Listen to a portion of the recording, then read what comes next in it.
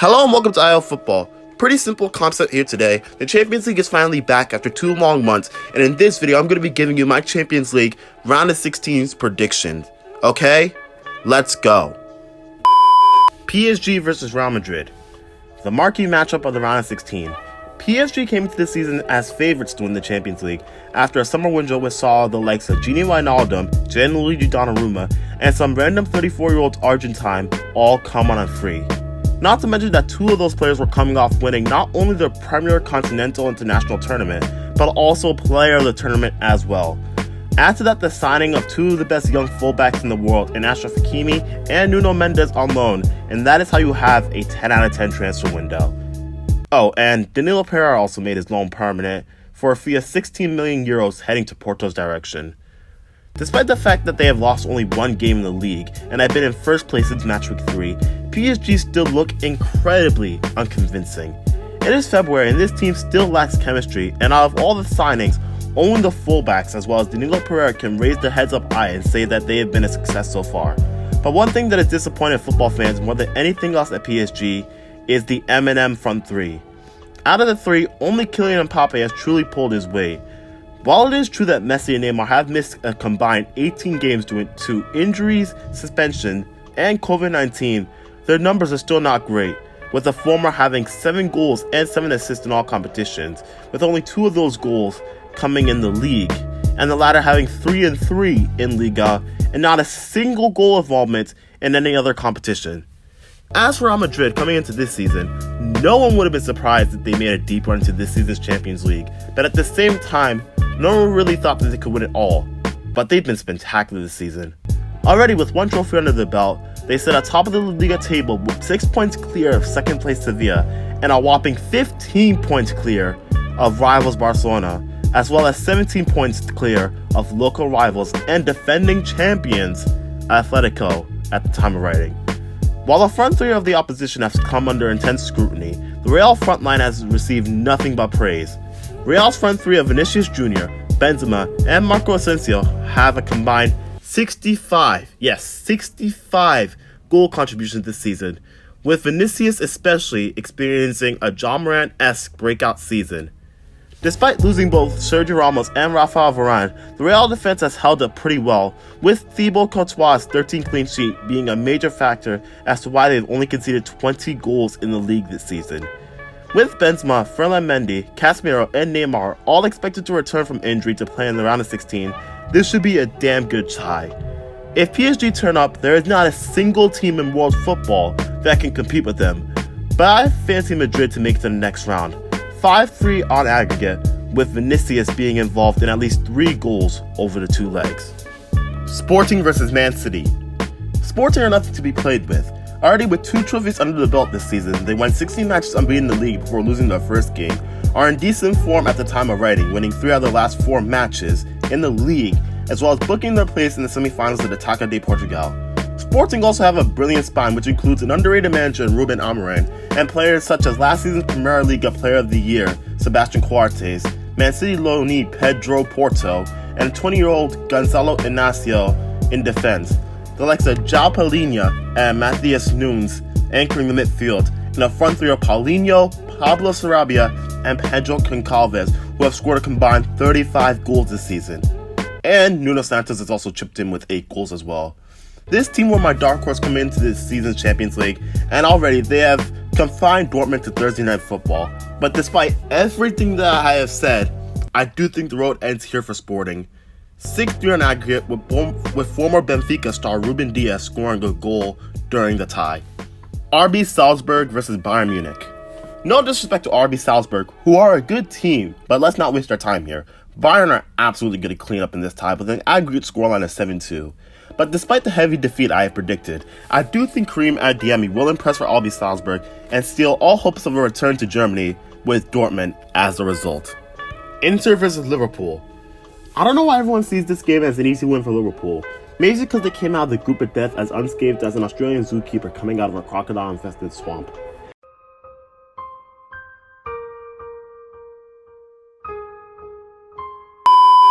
Maybe because Inter lost their best 2 players and their manager last summer immediately after their title-winning season. Who knows? but I think Inter deserve more respect. This is a damn good team who looks likely to win the Scudetto back-to-back.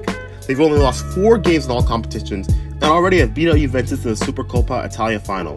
The free transfers of both Hakan Çalhanoğlu and Edin Dzeko have been successes so far. After that, the €12.5 million signing of Denzel Dumfries and the loan signings of Joaquin Correa and more recently Robert Gosens from Atalanta, Inter look like a better team than they were last season. I think this is going to be a tight affair with the first leg ending in a 1-1 draw, but I think Liverpool, at home, with the cop behind them in the second leg, they will win 3-0 on the night and 4-0 on aggregate. Chelsea versus Lille. The last time Lille made it out of the group stage in the Champions League, they were knocked out by an English club that were 1 year away from winning the Champions League, and they ended up finishing mid-table in Ligue 1. Fast forward 15 years later, and Lille have made it out of the Champions League group stage, but instead of playing a team that could win the Champions League in a year's time, they are playing a team that already won the Champions League a year ago. And just like the 06-07 season, they look like they're on the way to a mid-table finish. I think history is going to repeat itself here, with Chelsea winning 3-0 on aggregate, with Romelu Lukaku continuing his road to redemption with a brace in the first leg. This is your mid-video reminder to like, share, and subscribe. We are on that road to 1K subscribers. We're trying to hit that before March 1st, so yeah, hit that subscribe button, and yeah, back to the video. Villarreal versus Juventus.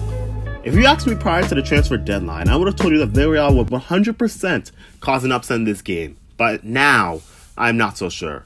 Both have had a pretty wretched start to the season, with Villarreal sitting in 13th place after 16 games in La Liga, and Juve in 7th place after the same amount of games in Serie A. But since then, both have been in near title-winning form. Villarreal have only lost 1 out of their last 7 games in the league, and have ascended 7 places up the table to 6th. Juve are undefeated in the last 8 games, and after the recent win versus Hellas Verona, they are in the top 4 for the first time this season. The game changer for Villarreal has been the return for Gerard Moreno from injury, and Samuel Chukwueze finding some form, despite his limited minutes before heading off to AFCON. Juve's game changer has of course been the transfer window, where they got rid of a lot of deadwood in the squad and made the signings of Serbian hotshot Dusan Vlahovic and Denis Zakaria, who both scored on their debut in the 2-0 win versus Verona. Both teams are on a high going into the tie, but injuries on both sides could have a massive effect on the tie as well. For Juve, Federico Chiesa's season is done. Chiellini will miss the first leg, and Alex Sandro is a doubt for the game as well. For Villarreal, Francis Coquelin will be out for at least 2 months, but the injury that will not only affect Villarreal, but the tie most, is Gerard Moreno's calf injury. He might not only miss the game versus Madrid, but he could miss the first leg versus Juve as well. The severity of the injury at the time of writing is unknown, and if Moreno can't play, it will be a massive blow for Villarreal. With that being said, the signs point to a hard-fought tie, but with Juventus edging out Villarreal. But this is where I go against all logic and go with my gut. Since December, I've had the feeling that we might be in for a shock upset in this game, and despite all that has happened, I still have that feeling, so I'm going to predict a 1-1 draw in both legs, with the match going to penalties and Villarreal coming out as victors. I am telling you, this is going to happen, and I'm going to look like a genius. Atletico versus Man United.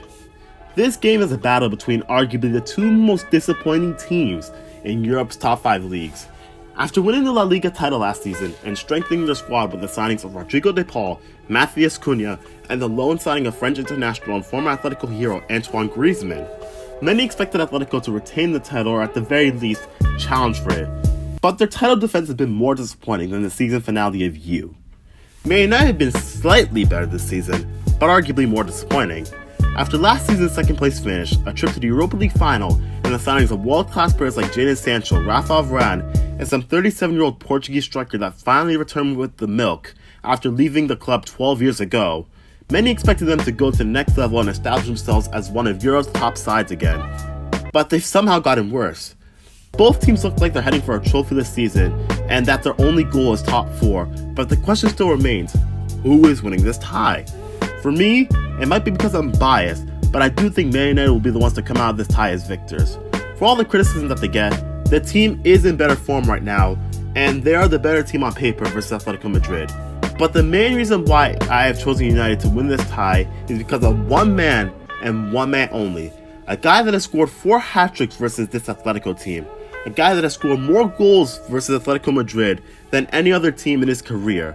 Yes, I'm talking about that guy, Fred. I think it'll be a 0-0 draw in the first leg, before at Old Trafford, with the Stretford end behind them, we will see that Portuguese link-up in full effect, with a little bit of French spice to add to that, and United will win 3-1 on the night, with that being the same score on aggregate.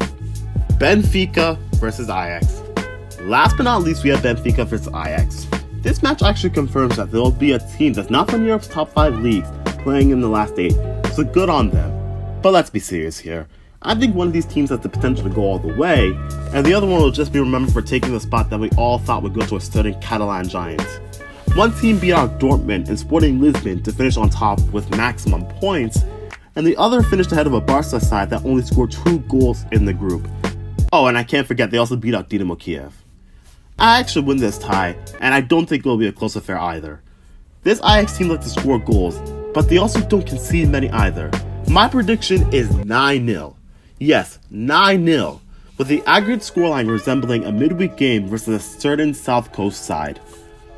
That is all for today, guys. I hope you all enjoyed this video. Let me know your Champions League predictions in the comments down below. Let me know who you think is going to win the Champions League. I hope you guys all have a blessed day, and peace.